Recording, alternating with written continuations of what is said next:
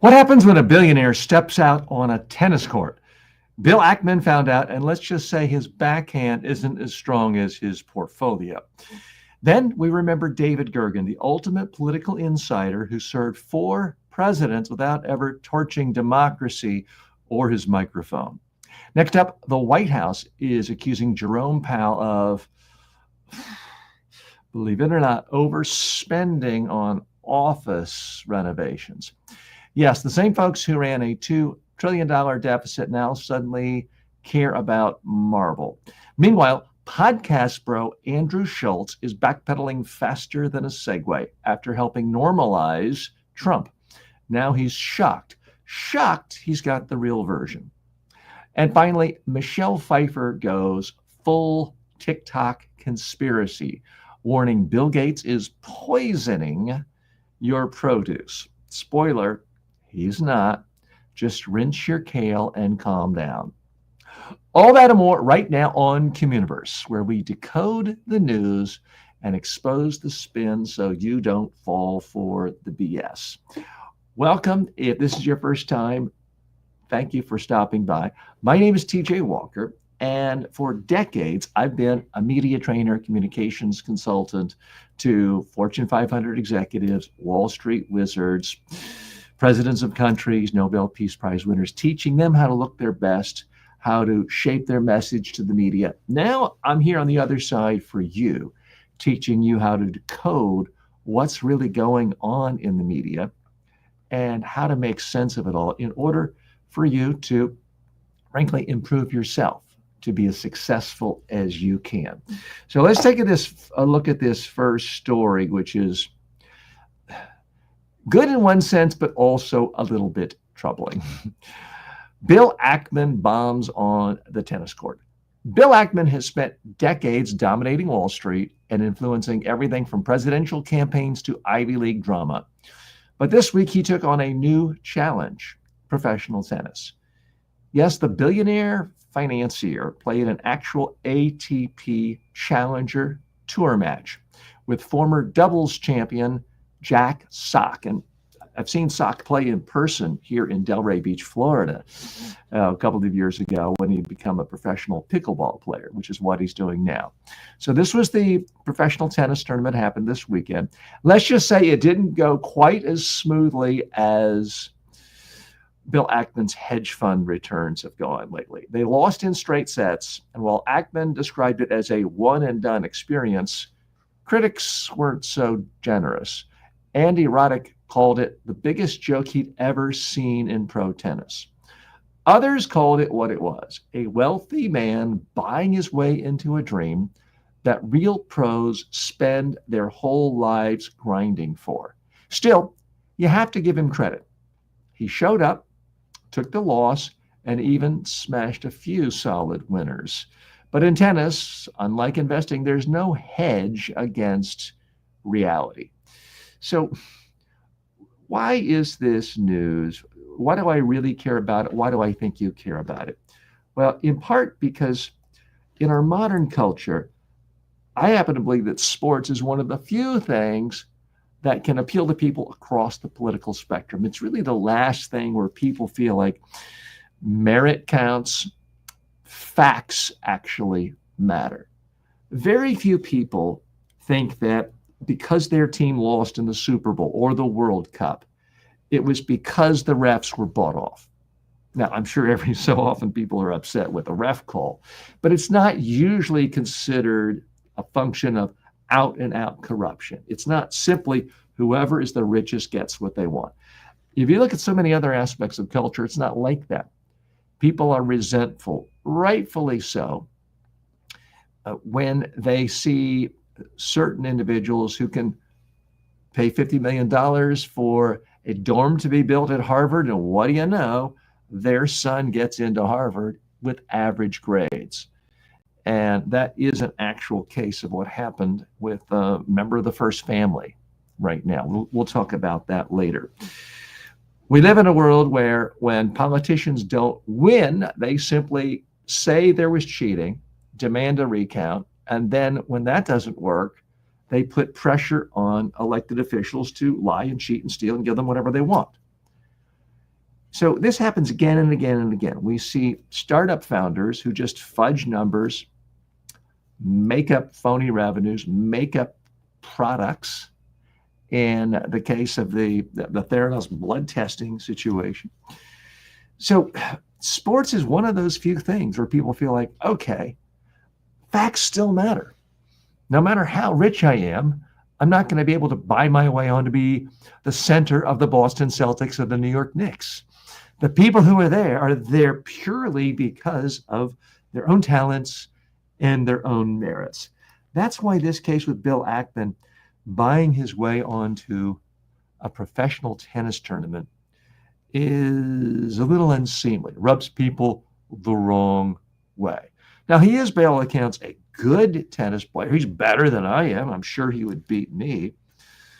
But as one of the pros mentioned, in any given big club in America or around the world, there's probably 50 players who could beat Bill Ackman. That on merit alone, he should not be in a professional tennis tournament.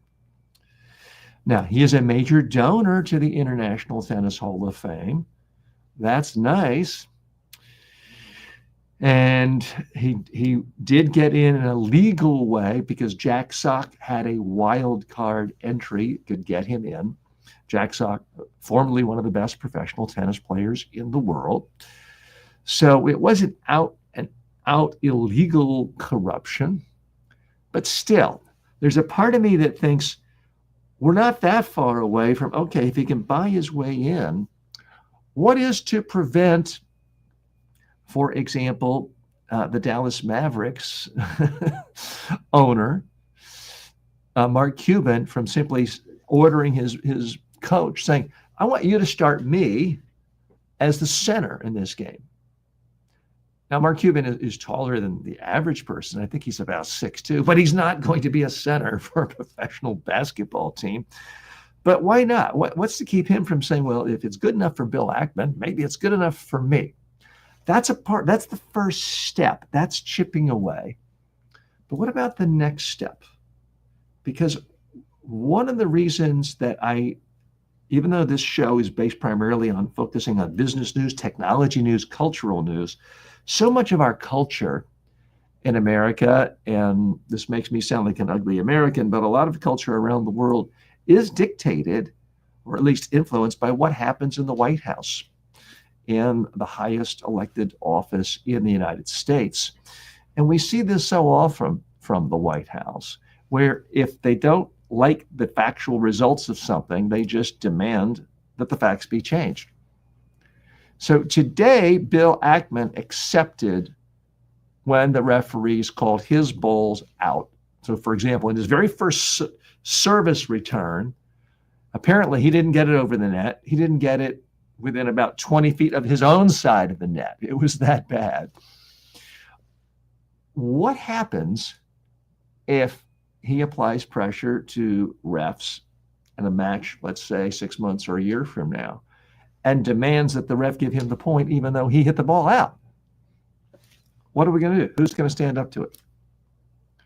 Because that is certainly the situation we are in the political arena, where one politician of one party can lose an election where every fair-minded observer says this was a fair election, the votes were counted properly. And he simply says, no, I want you to keep recounting until you declare me the victor. And he got virtually every single member of his party to back him up on that. Well, what happens if the Bill Ackmans of the world simply tell the ref, hey, I'm paying your salary. You are going to declare any serve that I couldn't return, you're going to declare that serve a fault. Well, you don't have to be that good of a tennis player if that's how the rules are going to be bent, shifted to your favor. You're probably going to win some games, especially if he then tells the ref, any ball I hit, regardless of whether it's in or out, you're just going to call it in. So if I hit it over the head of my opponent, it doesn't land in the court, and it goes in the stands, you're going to call it in and claim it's my point. Well, pretty soon, Bill Ackman could be winning Wimbledon if those are the new rules. So that's really the challenge I think, that when I see a story like this is our culture is eroding to the point where so many people, and this is bipartisan in some sense and across the spectrum, where people say, oh, you're a billionaire, the rules don't apply to you. You get to do whatever you want. We certainly saw this for many years with a lot of liberals embracing Elon Musk, saying, "Oh, Elon Musk, you're good at making cars, so you can do, you can father, a gazillion children, be seen as a horrible parent, have people disowning you in your own family, and oh, we're not going to criticize. That's perfectly fine."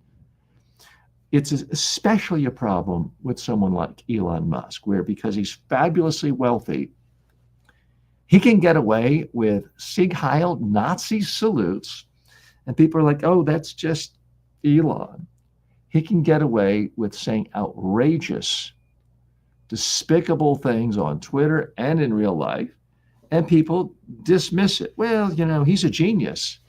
And there are people that say, well, Bill Ackman's a genius. He's a billionaire. He must be a genius. So who are we to question it? Well, I'm here to tell you, you are the person who needs to be questioning them. I'm the person who needs to be questioning them. We all need to be questioning everyone in public life, not just billionaires, but especially people who have tremendous wealth, who are used to simply buying whatever they want. Any problem they have, typically enough money, you throw enough money at it, it can sweep the problem away. It's one thing to say, okay, my kid couldn't get into college, let me pay someone to tutor him so he can at least get into a decent state school. Okay, I don't begrudge anyone for using money to solve a problem like that. But when you start using money to change the rules, to bend the rules, to squeeze out people who earned a place to be there through merit, whether it's earning a right to play in a professional tennis tournament or winning the right to take office because they got more votes than anyone else, that's the real problem. Hey, thanks for joining me. I see we have a number of people joining us live. I appreciate that. If you have any questions or comments, you can post it right here, whether you are watching this on YouTube, LinkedIn, Facebook, Twitch, and typically we try to be on every social media platform. I do take a moment to look at comments from time to time. And again, if you are new to the show, this is CommUniverse.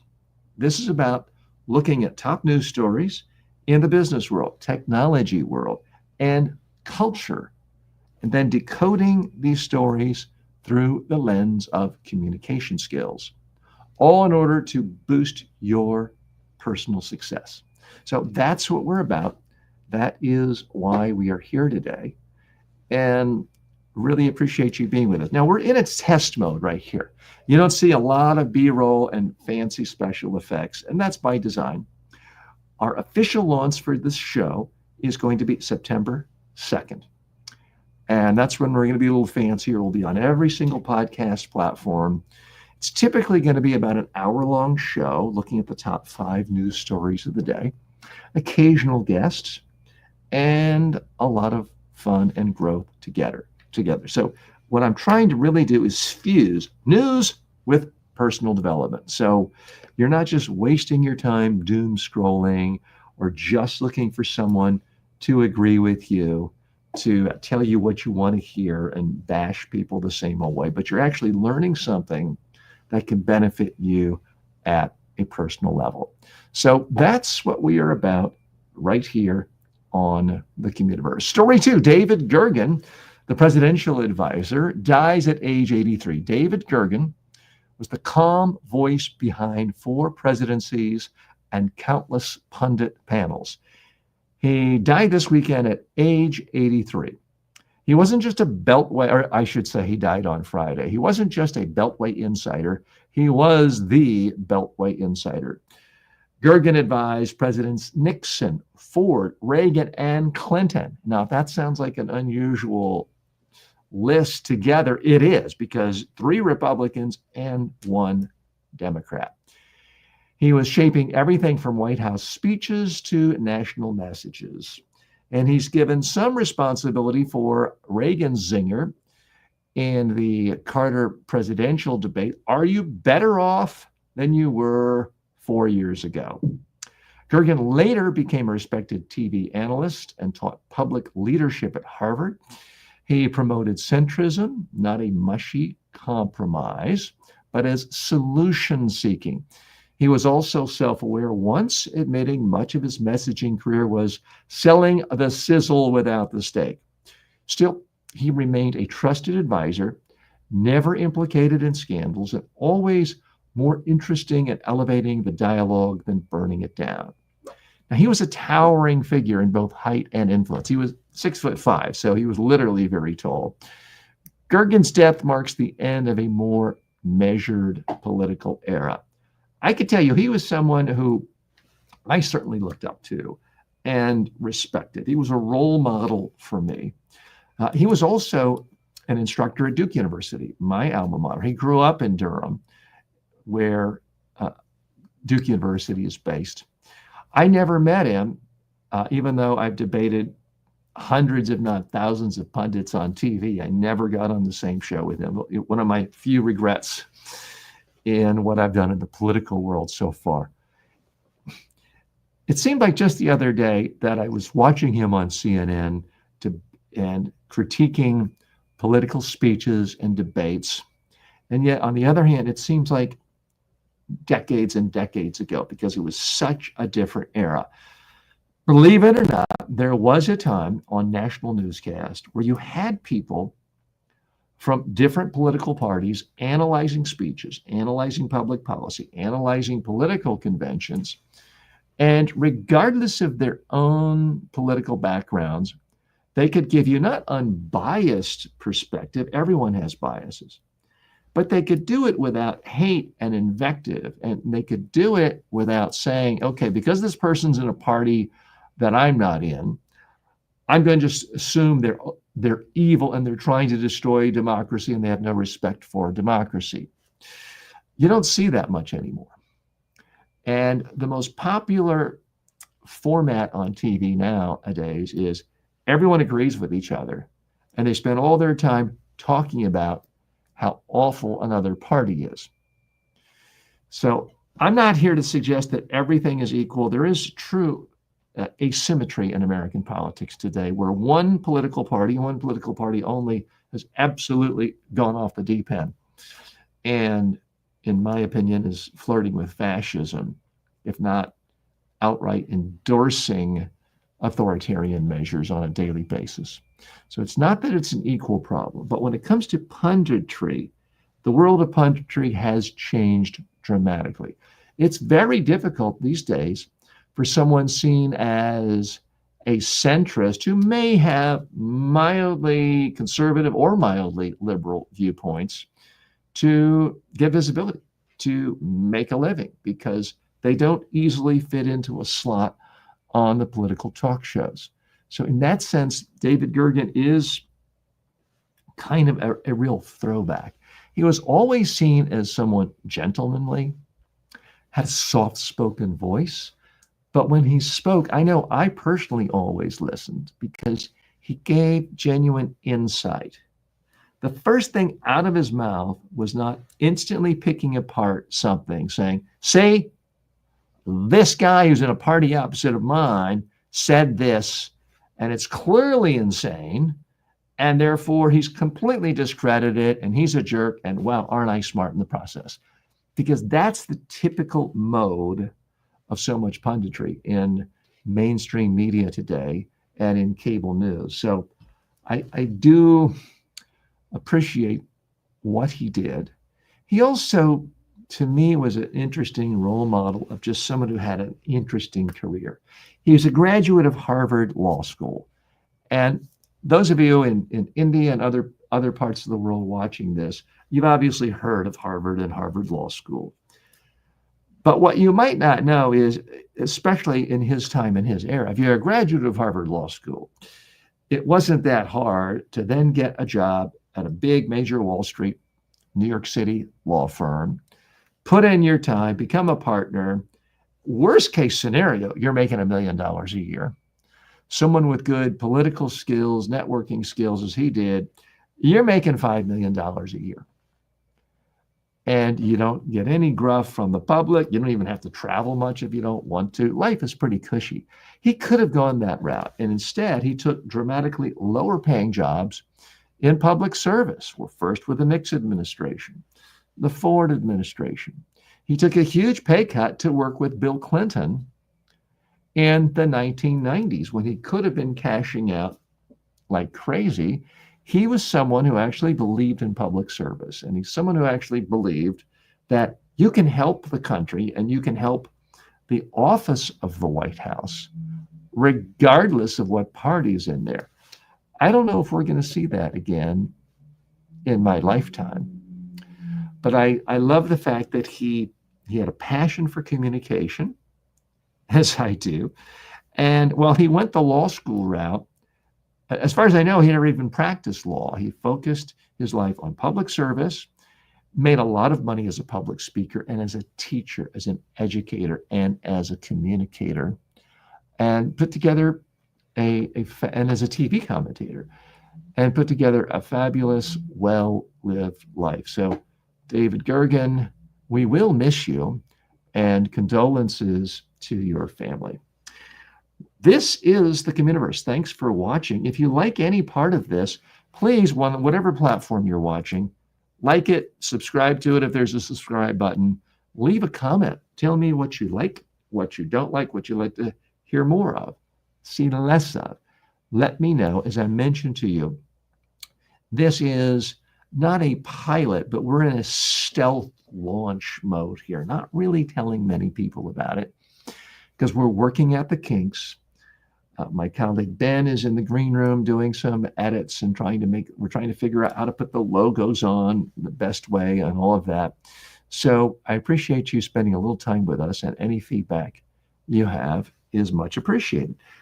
Some of you have liked the backdrop around to frame it, give it a little more professional feel. Others have said, too busy. Let me know what you think. I'm experimenting with different looks. These are brand new glasses. The first time I'm wearing them. They frame my face a little better than these old glasses because my face is narrow and these are not narrow glasses. So let me know what you think about it. If it's something I can change or tweak, I will. If it's something like, TJ, you're bald and ugly, not much I'll be able to do about that anytime. But really, I do read every comment and look forward to your feedback. Let's shift now to story 3, and this relates to the chairman of the Federal Reserve. Let's take a look at that right now. The White House is accusing Jerome Powell of interior decorating. That's the latest nonsense in a string of attacks on the Federal Reserve chair. After months of pressuring Powell to cut interest rates, Trump allies are now fuming over supposed luxury renovations at the Fed's D.C. headquarters, a $2.5 billion upgrade that began back in 2021. They're accusing Powell of misleading Congress over things like beehives, water features, and marble elevators. Powell flatly denies those features exist. The Fed even posted a full FAQ on its website debunking the claims. Legal experts say the real goal isn't accountability, it's pressure. They're trying to manufacture a case to fire Powell, even though the Supreme Court has ruled a president can't just sack the Fed chair without a cause. This isn't about fiscal stewardship.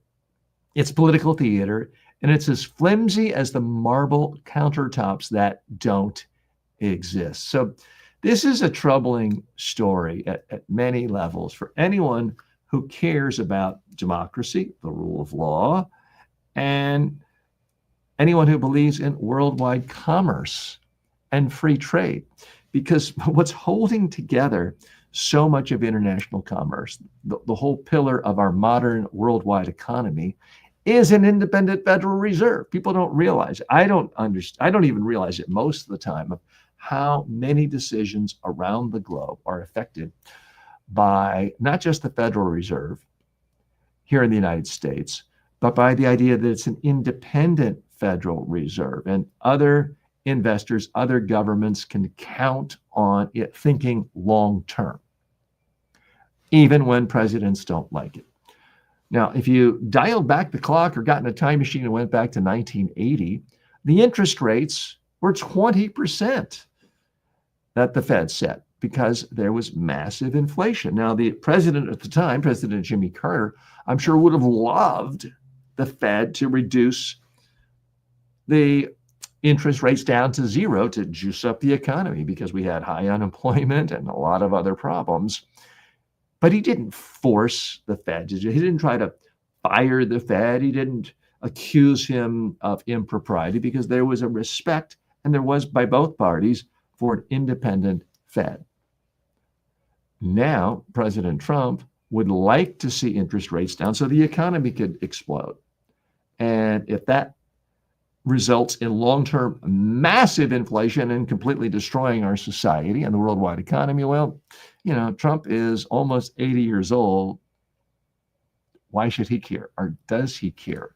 Is the question a lot of people are asking.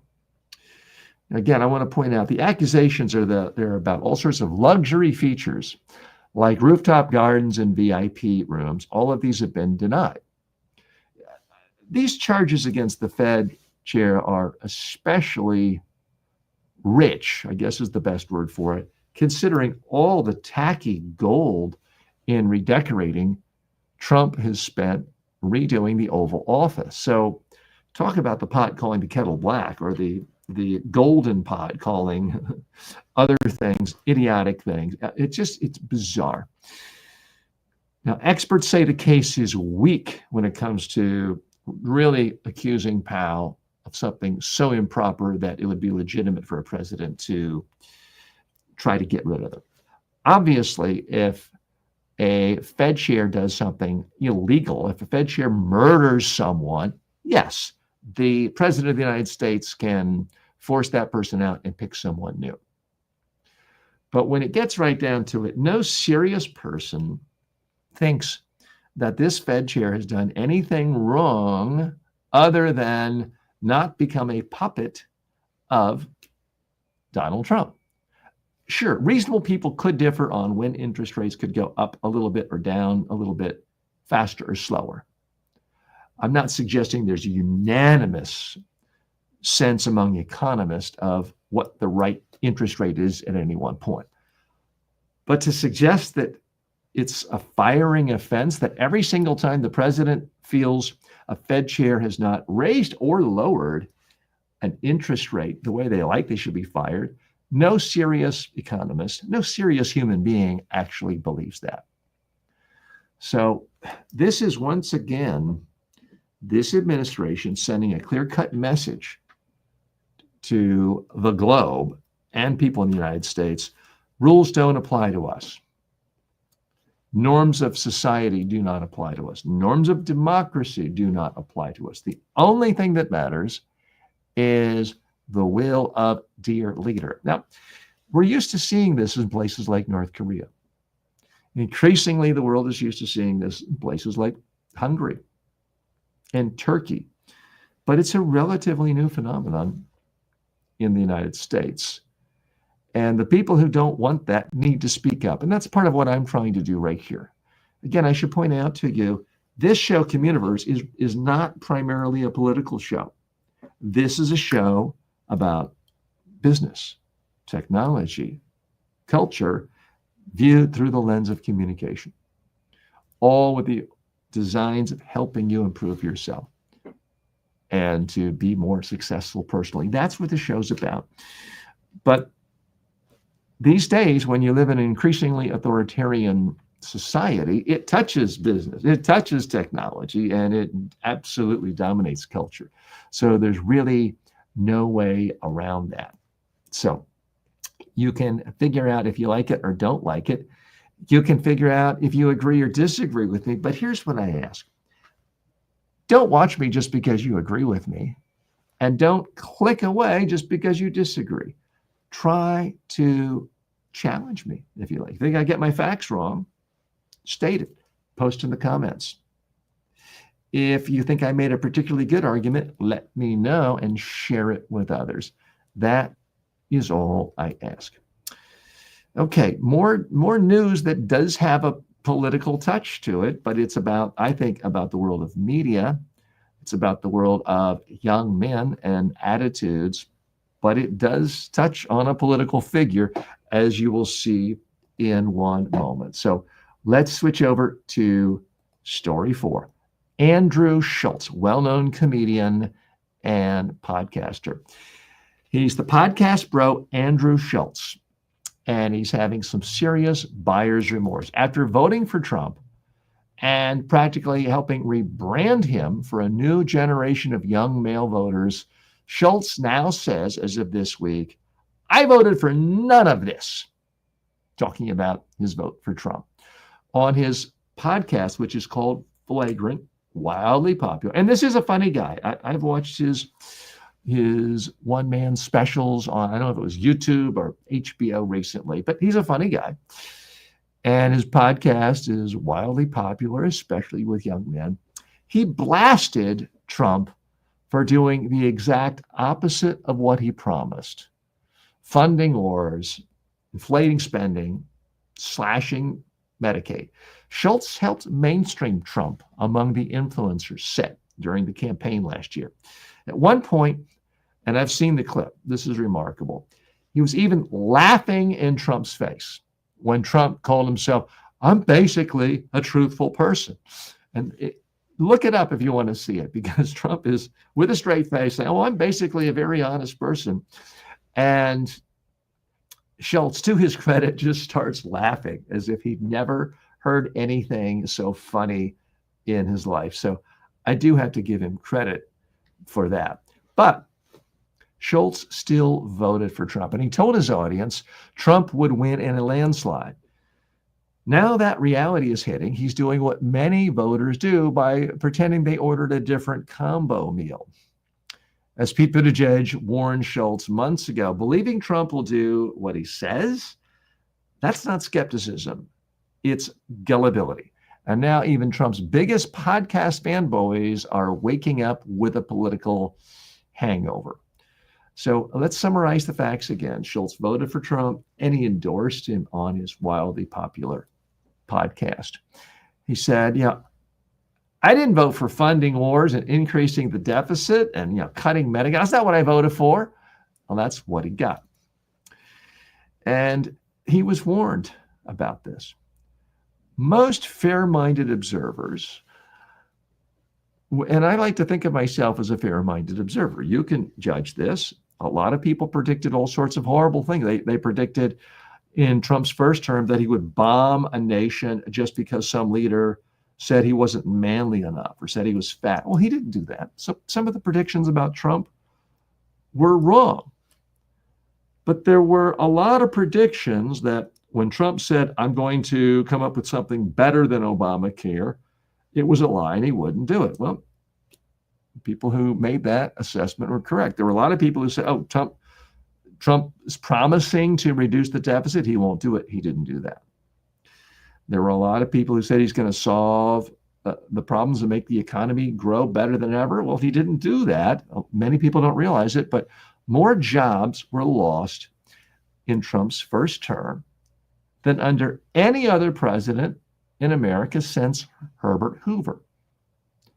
Now, he said, well, that doesn't count for me. There was a pandemic. Well, for some reason, when inflation went up during the pandemic for Biden, that counted. So very selective about what counts on someone's economic report card and what doesn't count. So I do find this interesting.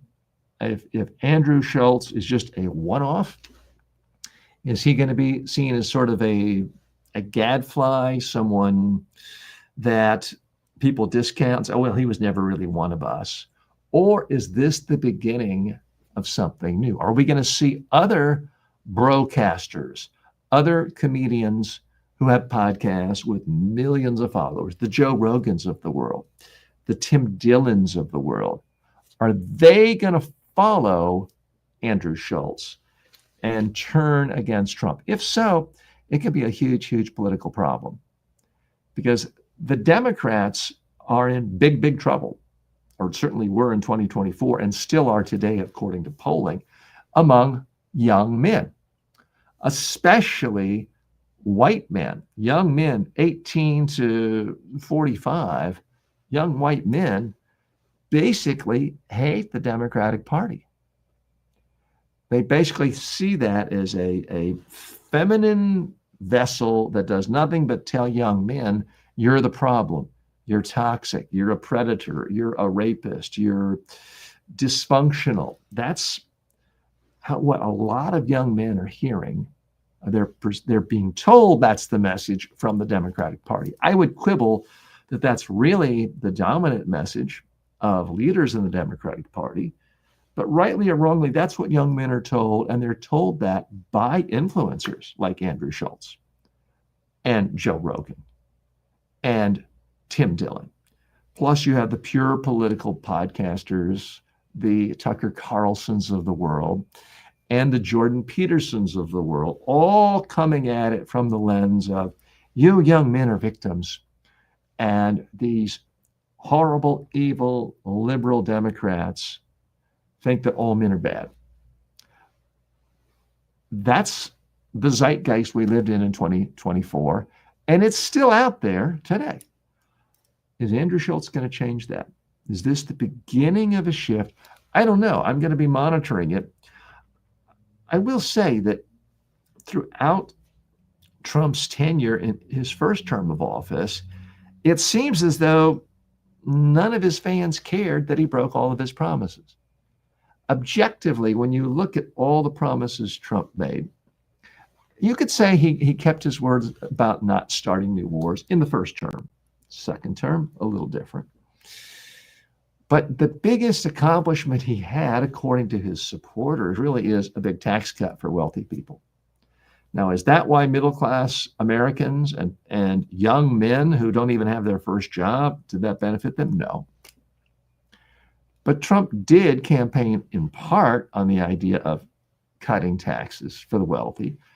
He did get that through. Arguably, that was not only his biggest accomplishment in the first term, it was his only accomplishment. And again, the accomplishment has to be with an asterisk because it shot up the deficit more than any other president has ever done in the history of the world until right now with his most recent term. So where I am perplexed, where a lot of centrist observers and centrist people who think of themselves as centrists in our political system, who've been pushed out of the Republican Party or have been in other parties the whole time, where they don't quite know how this jives with reality, is his own supporters don't ever seem to hold him accountable. He can shift in a moment. He can say, I'll never, ever, ever get us in a war in the Middle East. And they say, yes, that's great. That's wonderful. And then the very next day, shift and start bombing the Middle East. And they're like, yes, that's wonderful. That's strength. That's power. So it does seem that Trump is a singular political force in America today, where the normal rules of messaging and consistency, being held accountable, delivering on what you promised, none of that applies. It really is more like a modern day cult, where if dear leader says this or that, we are going to do whatever he says, even if it is 100% completely different from what we were promised or what was said the day before. Fatima says hello. And Fatima, we're talking about a whole range of topics today. So glad you're with us. Specifically right now, we're talking about very well-known talk show host, a podcaster, and comedian Andrew Schulz, who's suddenly having a lot of buyer's remorse when it comes to President Trump. But enough of Trump. Again, this is not a show that's just an anti-Trump show. I'm trying to look at all stories as I see them that relate to business, technology, culture, and looking at it through the lens of communication and personal development. So let's switch gears and go to the next and final big story of the day. It revolves around an actress that I always liked her roles and how she performed, but this is kind of bizarre. Michelle Pfeiffer has officially joined the conspiracy crowd.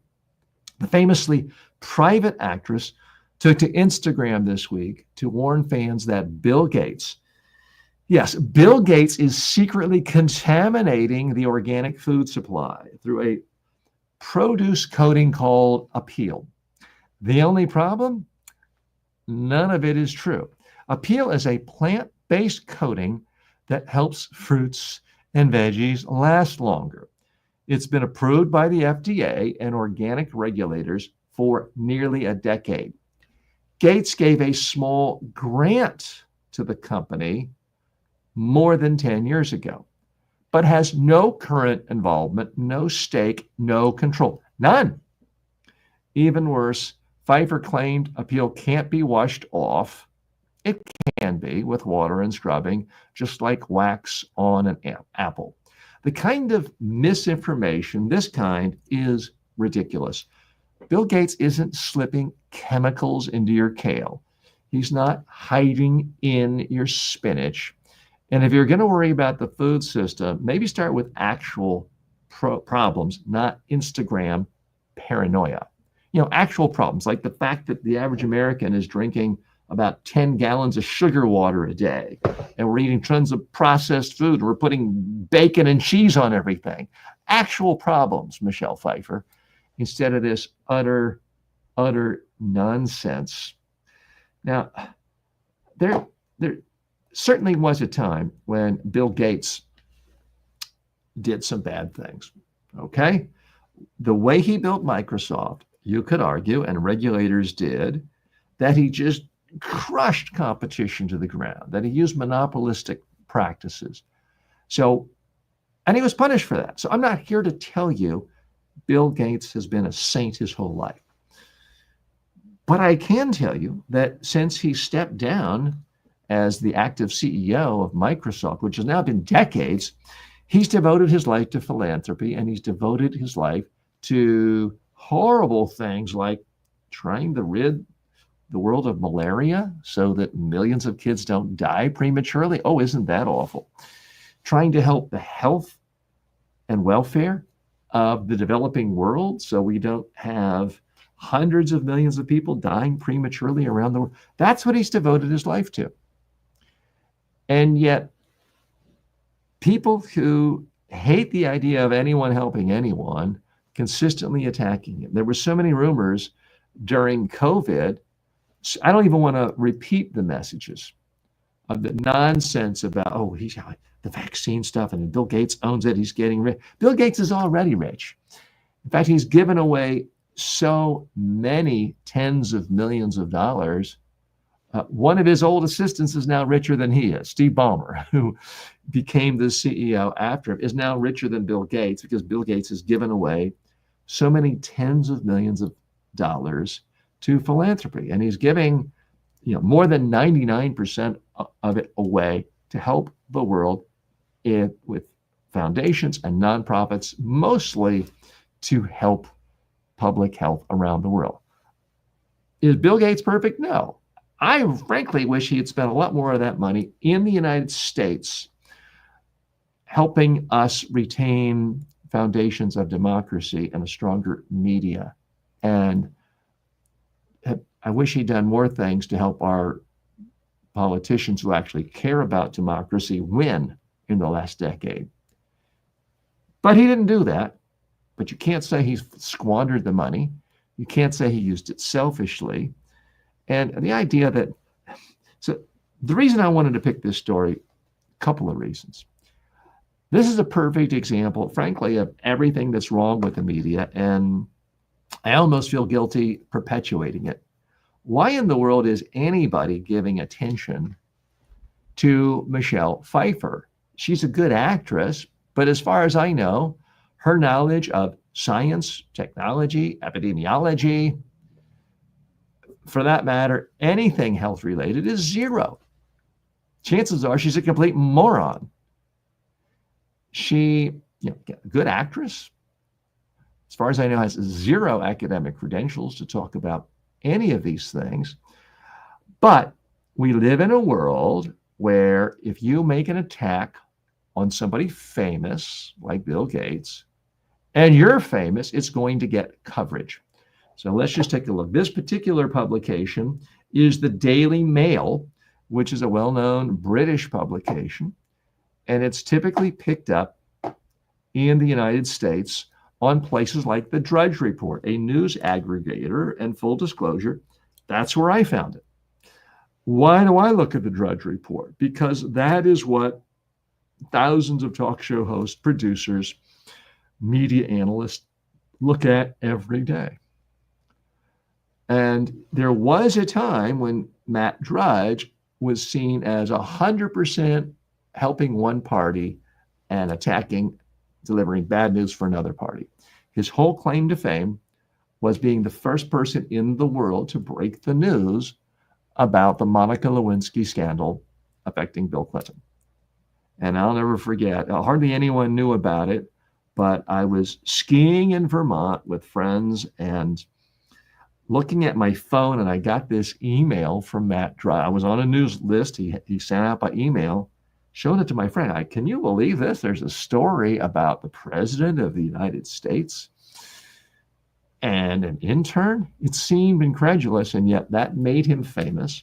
And his website to this day gets millions and millions of views every day and is a part of a media ecosystem that has tremendous influence. So that's where I found this story today. And it's going to be amplified. It's going to get a lot of attention. And unfortunately, we live in a world where a lot of people are just going to read the headline. Michelle Pfeiffer says Bill Gates is killing the world with his secret evil product. And no one's going to bother to read the fine print and actually find out, oh, Bill Gates doesn't own a single share of stock in this company.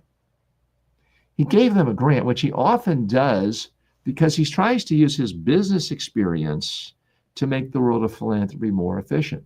So he'll often essentially give grants to for-profit businesses with no strings attached, which is very different from how most foundations are structured to only give funds to other nonprofit organizations. So he tries to do things a little differently. And to me, Bill Gates is a perfect example of no good deed goes unpunished. He's constantly trying to make the world a better place and getting punished for it. Again, am I saying he's perfect? No. By all accounts, he spent way too much time with Jeffrey Epstein, Bill Gates' wife, former wife, says that's one of the reasons she wanted a divorce. Now, there's no evidence that he was involved with sex trafficking or pedophilia, but he was made aware of allegations and convictions of Jeffrey Epstein regarding this pedophilia stuff. And he continued to take meetings with him. What he did beyond that, I don't know. So you could certainly say he had less than ideal judgment. But Bill Gates, by all accounts, just spends 60 hours plus a week trying to learn how to solve problems in the world. Big problems about starvation, about inadequate health care, about fighting disease like malaria. He spends his time meeting with people, reading about this, giving money, trying to solve these problems. And yet utter nitwits like Michelle Pfeiffer, just, I guess she read something somewhere, she heard some conspiracy theorist, and then she's sending it out to the world, knowing just because she's famous, just because she was at one point considered one of the most beautiful women in the world and glamorous, it's going to get attention. And when you put those two things together, celebrity plus attack, boom, boom, that's what gets attention in the media. Certainly we see that coming out of Washington every single day. And it is driving discourse into the gutter. I'm trying to do the opposite here. I'm trying to elevate public discourse so that you have an accurate sense of what are the real messages going on here. If you're someone who hates science if you're someone who actually would like to see the rest of the world devolve into chaos and disease and famine, because you think, oh, those third world types, we'd all be better if they die off, then you like seeing stories like this because it's feeding your overall mission. It's supporting your version of the zeitgeist.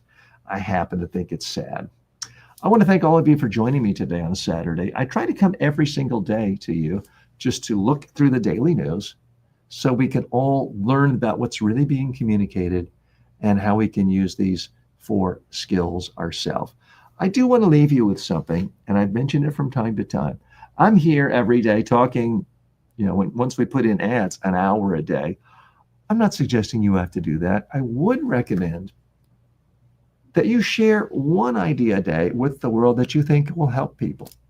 I try to help people with my communication skills because that's what I do. I'm a communications and personal development trainer. You may be a gardener. You may be a pastry chef. My request to you is think about sharing just one idea a day. Doesn't it have to be in video like this, but it could be. Could be an audio podcast. Could be just a post on your Facebook page or a blog. But think about sharing something you have, an idea you have that could help other people. The more we all communicate good messages, the better off the world can be. Thanks so much for joining me. I'll see you here tomorrow. And please take a look at the shorts. I do post shorts typically throughout the day. And like the video, sign up for notifications, and subscribe.